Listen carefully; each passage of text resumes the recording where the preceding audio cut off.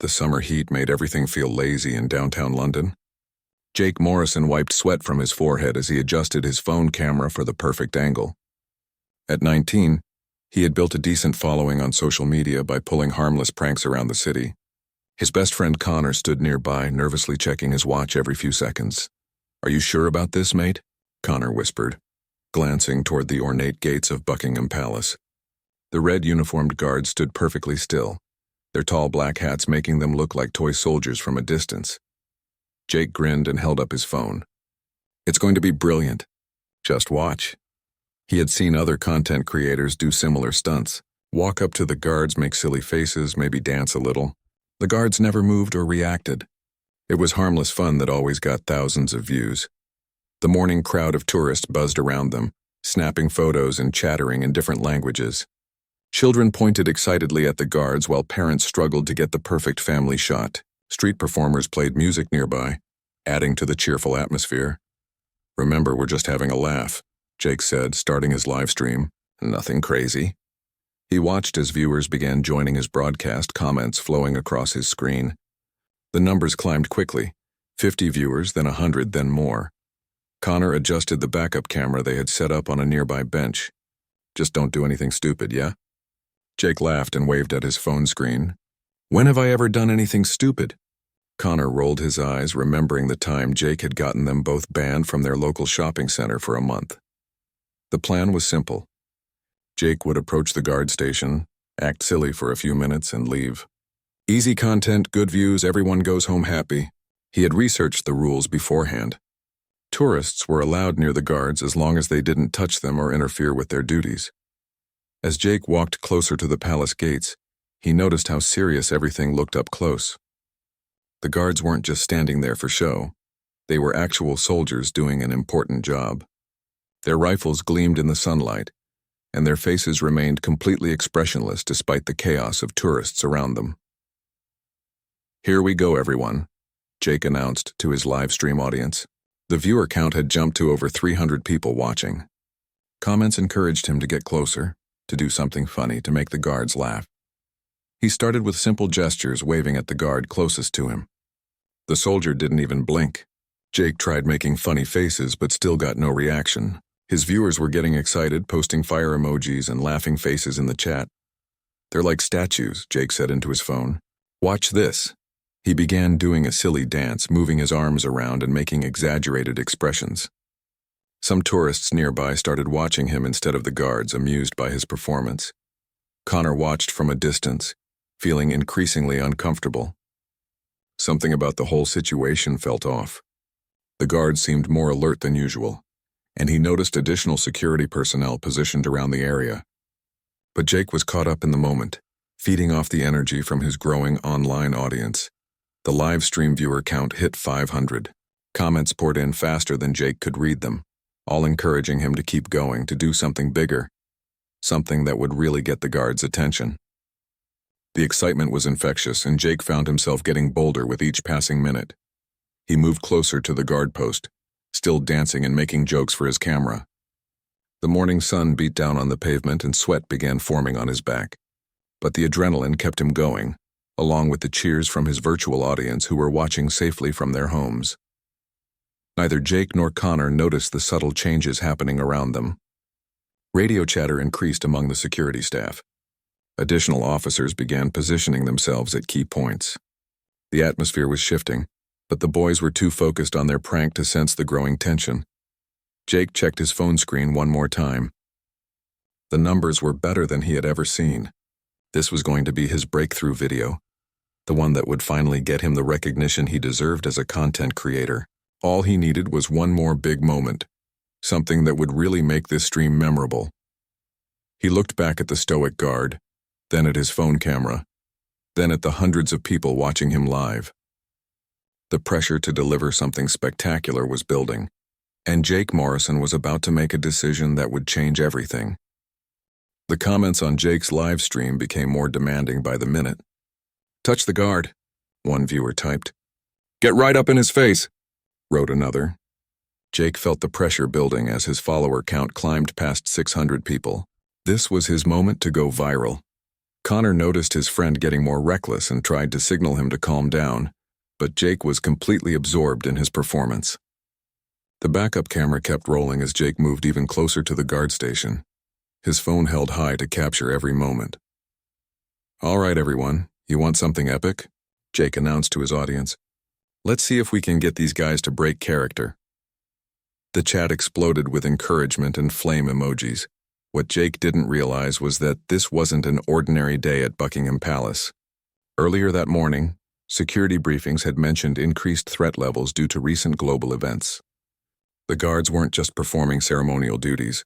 They were on heightened alert, trained to respond to any unusual behavior as a potential security risk. Sergeant William Hayes had been standing at his post for 2 hours. At 28, he was a veteran of the Coldstream Guards with 3 tours of duty behind him.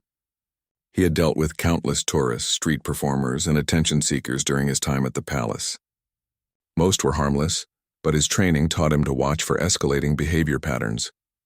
Jake began mimicking the guard's posture, standing stiffly and making exaggerated, serious faces. The crowd of tourists found it amusing, with several people pulling out their phones to record the scene. But Sergeant Hayes noticed something concerning. The young man's movements were becoming more erratic and unpredictable. "This guy's really committed to the bit," Jake said, stepping even closer. He was now just 3 feet from the guard, well within the informal boundary that most tourists respected. His live stream audience cheered him on, the comment section moving too fast to read individual messages. Connor felt his stomach tighten. "Jake, maybe that's enough," he called out, but his voice was lost in the noise of the crowd and Jake's enthusiastic commentary. The morning air was thick with tension, though most of the tourists remained oblivious. Street musicians continued playing nearby, children laughed and pointed, and the general holiday atmosphere persisted. But those trained to notice such things could sense the shift in energy. Jake decided to escalate things further. "Watch this, everyone," he announced to his phone. "I'm going to see how close I can get before he reacts." The viewer count had reached over 700, and the comments were going wild with excitement. He took another step forward, now standing directly in front of Sergeant Hayes. The guard's eyes remained fixed straight ahead, but his training kicked in. Any person approaching this close represented a potential threat that needed to be assessed immediately. Still nothing. Jake laughed into his phone. "These guys are incredible. It's like they're not even human." He began waving his free hand just inches from the guard's face, careful not to make actual contact but getting as close as possible. The backup security team had been monitoring the situation through their communication network. What started as routine tourist behavior had evolved into something that required attention. Radio chatter increased as additional personnel prepared to intervene if necessary. Jake, completely unaware of the growing concern around him, continued his performance. "I bet I could stand here all day and he wouldn't move," he told his audience. The comment section was flooded with dares and challenges, pushing him to be even more bold. Connor watched in growing alarm as his friend seemed to lose all sense of boundaries. The whole thing had started as innocent fun, but Jake was getting caught up in the attention and excitement. The numbers on his screen were intoxicating. This was by far his most successful live stream ever.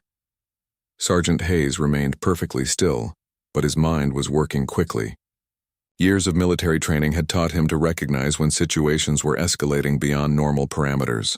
The young man's behavior was becoming increasingly erratic, and his proximity to the guard station was now concerning enough to warrant intervention. Other tourists began to notice the tension building around the scene.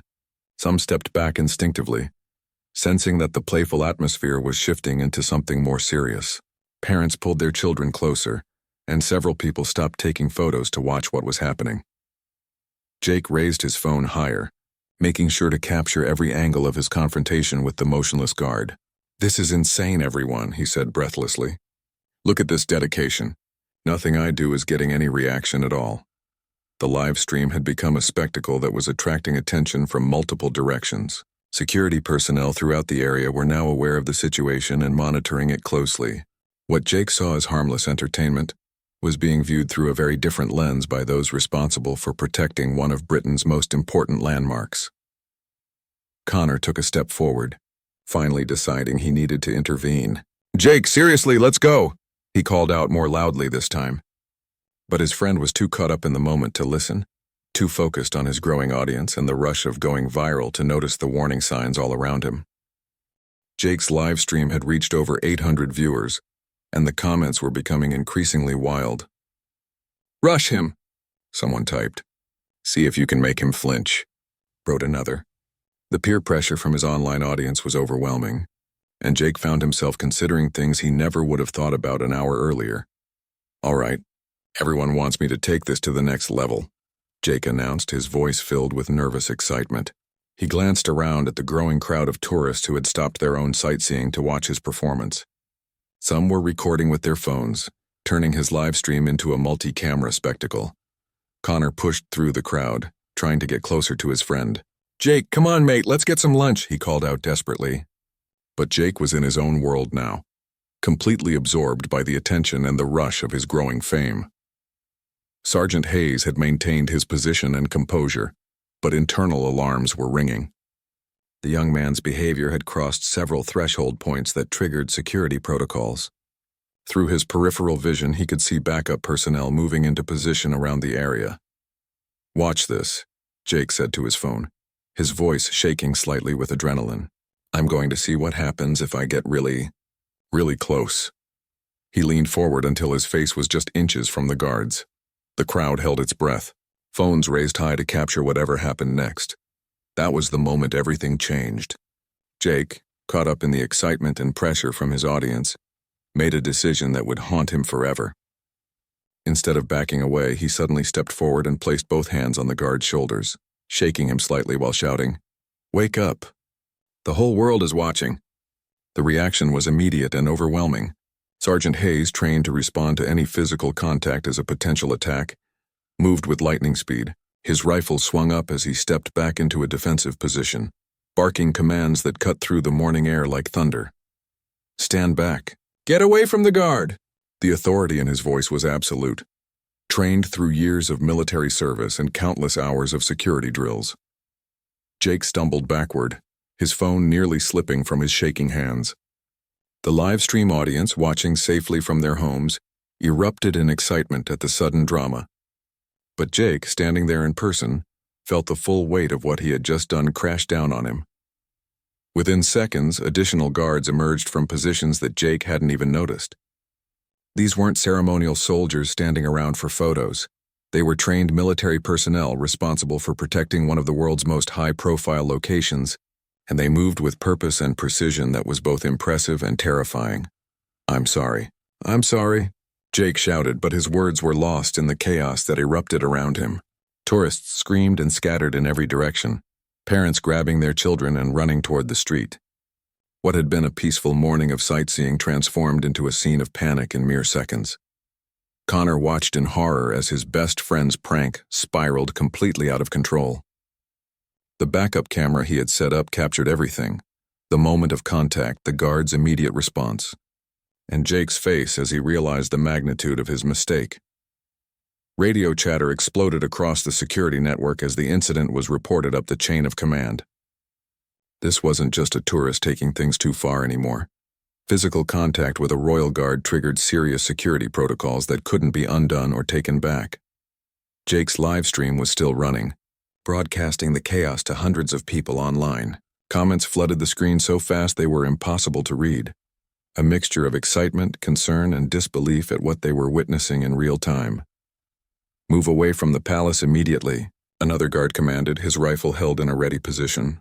Jake tried to explain that it was just a prank, just content for social media, but his voice was drowned out by the growing commotion around him. The morning sun that had seemed so pleasant earlier now felt harsh and exposing. Jake found himself surrounded by trained soldiers who saw him not as a harmless content creator but as someone who had just committed a serious security breach at one of Britain's most protected locations. Connor tried to push through the scattering crowd to reach his friend, but security personnel were already establishing a perimeter around the incident site. The cheerful tourist atmosphere had completely evaporated, replaced by the serious business of protecting national security. Jake's phone, still streaming live, captured his wide-eyed expression as he began to understand that this wasn't going to end with a simple apology and a funny story to tell later. The guard's training was taking over, and protocols were being followed that would soon involve much more than just the soldiers he could see. In the distance, Connor could hear something that made his blood run cold, the wailing sound of sirens, growing louder by the second as emergency vehicles raced toward Buckingham Palace. What had started as a harmless prank was about to become something much more serious than either of them had ever imagined possible. The sirens grew louder and more numerous as emergency vehicles converged on Buckingham Palace from multiple directions.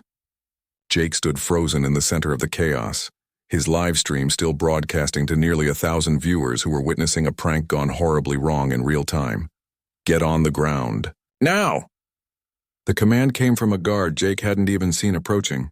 The authority in the voice was impossible to ignore, and Jake's legs gave out beneath him as the full reality of his situation hit home. Connor fought against the flow of panicking tourists, trying desperately to reach his friend. "He's just a kid," Connor shouted to anyone who would listen. "It was just a stupid prank." But his voice was lost in the growing cacophony of sirens, radio chatter, and crowd noise. Jake's phone had fallen beside him on the pavement, its screen cracked but still broadcasting. The live stream audience watched in stunned fascination as armed police officers arrived on scene, their vehicles blocking off streets and creating a security perimeter that stretched for blocks in every direction.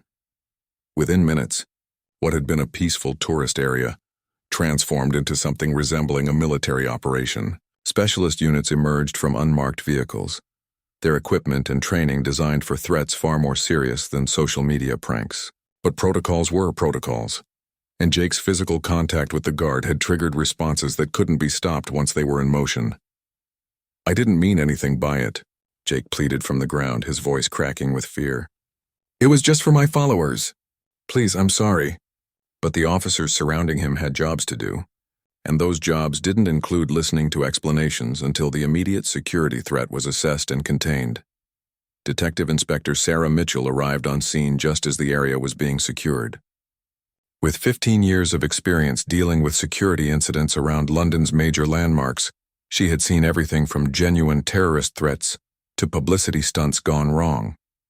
But she also knew that every situation had to be treated seriously until proven otherwise. Jake's live stream continued broadcasting, showing viewers around the world the serious consequences of what had seemed like harmless fun. Just minutes earlier, the comment section had gone quiet. Even his most enthusiastic followers seemed to realize that this had gone far beyond entertainment. Connor finally managed to get close enough to speak with one of the officers. "Please, he's my best friend," Connor said, his voice shaking with emotion. "He's 19 years old. He makes videos online. He didn't mean to hurt anyone or threaten anything. It was just supposed to be funny." The officer looked at Connor with professional skepticism. "Physical contact with royal guards triggers serious security protocols," he explained. "Your friend has just committed what could be considered an assault on a member of the military while they were performing official duties. This isn't going to be resolved with an apology." As Jake was helped to his feet and placed in handcuffs, the magnitude of his mistake became clear to everyone watching. The backup camera Connor had set up continued recording, capturing Jake's shocked expression as he was led toward a police vehicle. His dreams of viral fame were coming true, but not at all in the way he had imagined. Detective Inspector Mitchell began gathering witness statements from tourists who had recorded the incident on their phones.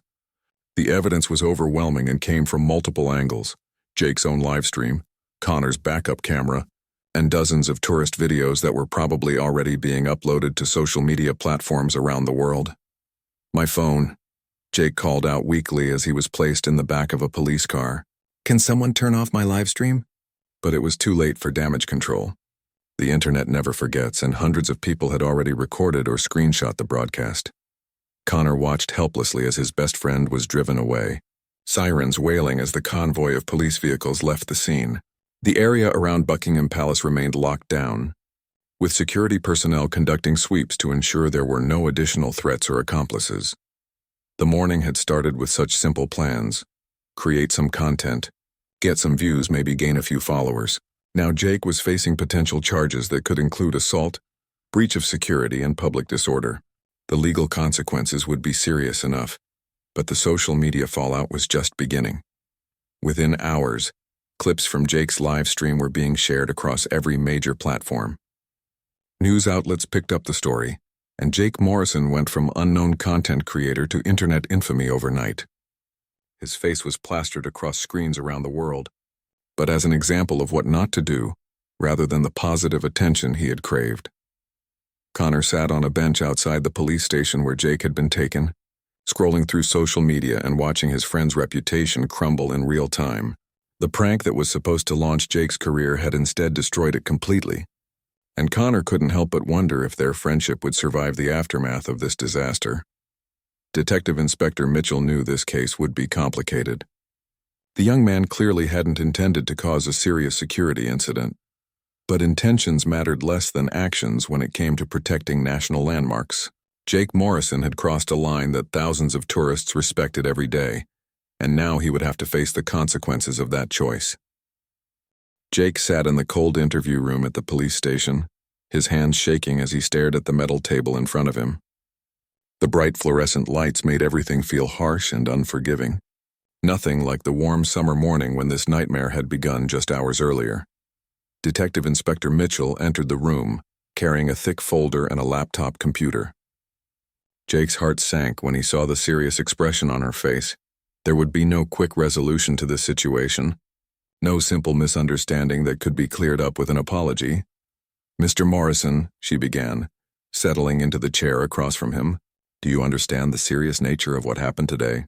Her voice was professional but not unkind. She had dealt with enough young people in similar situations to know that genuine remorse could make a difference in how cases were handled. "I never meant for any of this to happen," Jake said, his voice barely above a whisper. "I was just trying to make content for my followers. I've seen other people do similar things online. I thought it was harmless." Detective Mitchell opened her laptop and turned it toward Jake. On the screen was his own live stream, paused at the moment when he had placed his hands on Sergeant Hayes' shoulders. "This footage has been viewed over 50,000 times in the past 6 hours, she said. It's been shared across multiple platforms and picked up by news outlets around the world." Jake stared at his own image frozen on the screen, remembering the rush of excitement he had felt in that moment. The thrill of going viral, the pressure from his online audience, the addictive feeling of being watched by hundreds of people. It all seemed so stupid and meaningless now. Meanwhile, Connor paced anxiously in the police station waiting area, his phone buzzing constantly with messages from friends, family members, and strangers who had seen the viral footage. Jake's real name had been discovered by internet users, and both boys were being discussed and criticized across social media platforms. "Your actions today triggered a major security response," Detective Mitchell continued. "Multiple emergency services were deployed, streets were closed, and hundreds of people were evacuated from the area. The cost of that response runs into tens of thousands of pounds, not including the ongoing investigation." Jake's head fell into his hands. "I'm so sorry," he whispered. "I'm so sorry. I never thought about any of that. I just wanted people to watch my videos." The weight of his mistake was crushing, made worse by knowing that his stupidity was now permanently documented and spreading across the internet. "The Crown Prosecution Service will need to decide whether to press charges," Detective Mitchell explained. "Physical contact with a member of the Royal Guard while they're on duty is taken extremely seriously. You could be facing charges of assault, breach of security, and public disorder." The door opened and a duty solicitor entered the room. Jake's parents had been contacted and were driving down from Manchester, but legal representation couldn't wait. The solicitor, a middle-aged woman named Mrs. Henderson, had handled similar cases involving young people and social media stunts gone wrong. "I need to speak with my client privately," Mrs. Henderson said. Detective Mitchell nodded and left the room, giving Jake a few minutes to understand his legal situation with professional guidance. "This is serious, Jake," Mrs. Henderson said once they were alone. "But you're 19 years old with no criminal record, and it's clear from the footage that this was poor judgment rather than malicious intent. We need to focus on demonstrating genuine remorse and understanding of the consequences." Back at the palace, Sergeant Hayes was completing his incident report, describing the morning's events in precise military language. Despite his professional training, he felt a degree of sympathy for the young man whose life had just been turned upside down by a moment of poor decision-making. Connor finally managed to reach Jake's parents on the phone. The conversation was heartbreaking.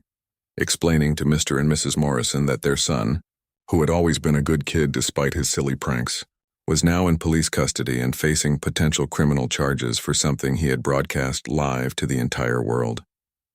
The media response was swift and brutal. Within hours, Jake's story was trending on multiple platforms under hashtags like Buckingham Palace prank and Royal Guard fail. News websites published articles analyzing the incident, while social media users debated whether Jake deserved sympathy or harsh punishment for his actions. Detective Mitchell returned to find Jake looking smaller and more defeated than before. The reality of his situation was sinking in. This wasn't just about facing legal consequences, but about having his worst moment preserved and shared millions of times across the internet for years to come. "We'll need to keep you overnight while the investigation continues," she said. "Your parents are on their way, and you'll appear before a magistrate tomorrow morning. The duty solicitor will explain your options, but I want you to understand that this situation is far from over." As Jake was led to a holding cell, he thought about how the morning had started with such simple ambitions. He had wanted to create entertaining content, gain some followers, maybe make a name for himself online. Instead, he had achieved international notoriety for all the wrong reasons and potentially destroyed his future in the process. The cell door closed behind him, with a metallic clang that seemed to echo the finality of his situation. Outside, the world continued to watch, share, and comment on his mistake, while Jake Morrison faced the longest night of his young life, wondering how a simple prank had spiraled so completely out of control. 3 months later, Jake Morrison sat in his childhood bedroom in Manchester, staring at a laptop screen that displayed his sentencing details. The magistrate had been surprisingly lenient: 200 hours of community service, a fine of £5,000, and a 2-year ban from entering the area around Buckingham Palace. No criminal record, thanks to his clean background and genuine remorse. But the legal consequences were just the beginning of Jake's punishment. The internet had been far less forgiving than the British justice system. His original social media accounts had been deleted after receiving thousands of hate messages and death threats. Job applications were rejected as soon as employers Googled his name and found the viral footage that would forever be associated with him. Dating apps became impossible to use when potential matches recognized him as that idiot who attacked the Royal Guard. Connor knocked on Jake's bedroom door before entering with 2 cups of tea. Their friendship had survived, but it was different now. Connor had also faced online harassment for being associated with the incident, though nowhere near the level that Jake experienced daily. "The community center called," Connor said, sitting on the edge of Jake's bed. "They want you to start your service hours next week, working with kids who've gotten in trouble online. Apparently, they think you might be able to connect with them about the consequences of internet fame." Jake closed his laptop with a sigh. The irony wasn't lost on him. He was now being asked to warn other young people about the exact mistakes he had made. "Maybe that's a good thing," he said quietly. "At least something positive could come from this whole mess." His parents had been incredibly supportive throughout the ordeal, but Jake could see the strain in their faces. His father, a proud construction worker, struggled with having his son become an international symbol of stupidity. His mother couldn't go to the grocery store without wondering if people recognized her as the mother of Buckingham Palace boy. The financial impact was devastating for a working-class family. The £5,000 fine had wiped out their savings, and Jake's inability to find work meant he couldn't contribute to household expenses. His dreams of making money through social media content had not only failed spectacularly, but had actively made his family's situation worse. Dr. Sarah Chen, a psychologist specializing in internet culture and young people, had been following Jake's case with professional interest. She reached out through Mrs. Henderson, Jake's solicitor, offering to work with him on understanding what had led to his poor decision-making that morning. "Social media creates artificial pressure situations," Dr. Chen explained during their first session. "You had hundreds of people watching you live, commenting in real time, creating a feedback loop that pushed you toward increasingly risky behavior. It's a documented phenomenon, but most people don't understand how powerful it can be in the moment." Jake found these sessions helpful, not because they excused his behavior, but because they helped him understand it. The pressure from his live audience, the addictive nature of increasing viewer numbers, the way online validation had influenced his real-world choices. It was all part of a larger pattern that affected millions of young people. Meanwhile, Sergeant Hayes had received commendations for his professional handling of the incident. He occasionally wondered about the young man whose life had been derailed that morning, hoping that Jake Morrison would eventually find a way to move forward from his mistake. The broader impact of the incident led to increased security awareness at tourist sites across London. Warning signs about social media behavior and consequences were installed at multiple locations. Though most visitors found them unnecessary reminders of common sense, Jake's story became a case study in university courses about digital culture and consequences. Professors used his footage to illustrate how quickly online situations could escalate and how permanent the internet could make temporary mistakes. He had achieved a form of immortality, but not the kind he had originally sought. 1 year after the incident, Jake finally found employment at a local warehouse, working night shifts to avoid public recognition. His supervisor, Mr. Peters, had Googled Jake's name before hiring him, but decided that everyone deserved a second chance, especially someone who seemed genuinely changed by their experience. The hardest part, Jake told Connor one evening as they walked through their old neighborhood, isn't the legal stuff or even the money. It's knowing that somewhere in the world right now someone is probably watching that video of me and laughing. It will outlive me. My great-grandchildren will be able to watch their ancestor make the stupidest decision of his life. But slowly, gradually, Jake began to rebuild. His community service work with at-risk youth proved surprisingly rewarding. Many of the teenagers he worked with faced similar pressures around social media validation and risky online behavior. His story, as painful as it was to tell, served as a powerful warning about the permanent consequences of temporary poor judgment.